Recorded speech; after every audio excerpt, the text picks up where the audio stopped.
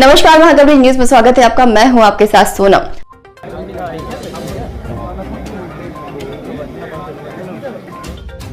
देखो सही बात तो जाके कि बहान मचाने आओ कि तुम्हारी हमारी कौन न कौन ढंग से मुलाकात को जरिया के शुरू हो गए।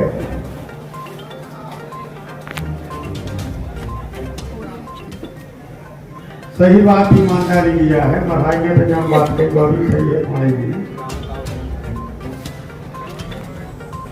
सही कहो तो भाई मारो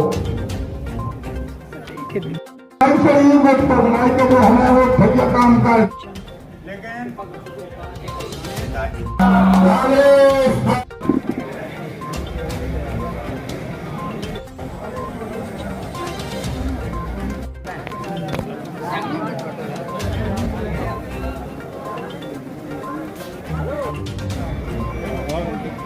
के बहाने कम से कम लोगों से मिलना जुलना हो जाए।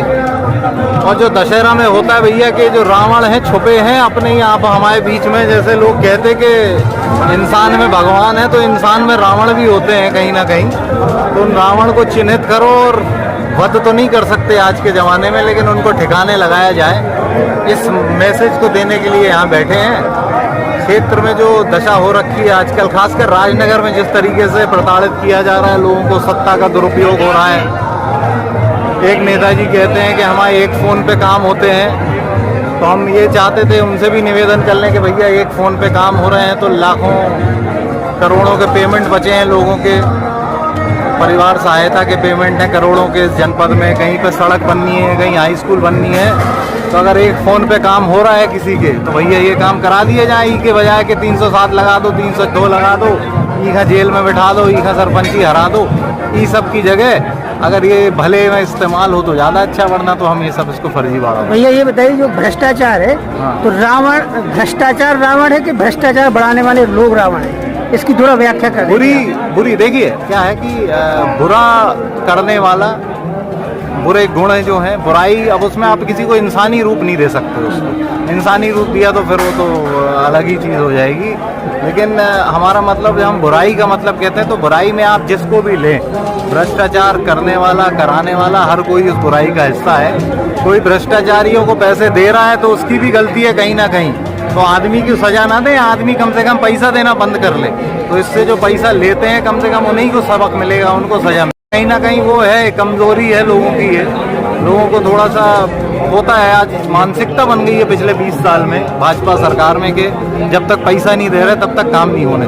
तो अगर काम हो भी रहा होगा तो भी आदमी को लगता है कि कुछ पैसा दे दो तो जल्दी हो जाए।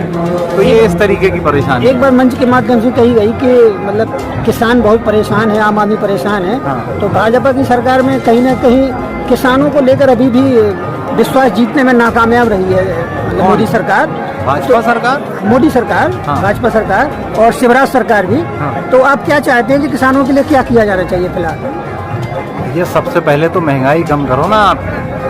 केवल महंगाई, केवल डीजल का रेट इतना बढ़ गया है कि 1 बीघा जमीन पे 700 से 800 रुपए का खर्चा बढ़ गया किसान का, केवल डीजल से। बाकी चीज़ें तो और हैं, खाद महंगी मिलती है अगर नहीं है तो, बहुत चीज़ें हैं। और लेबर है, कोई कटाई के लिए लेबर लगा रहा है तो उसमें परेशानियां हैं। मौसम भी चोट करता रहता है रह के।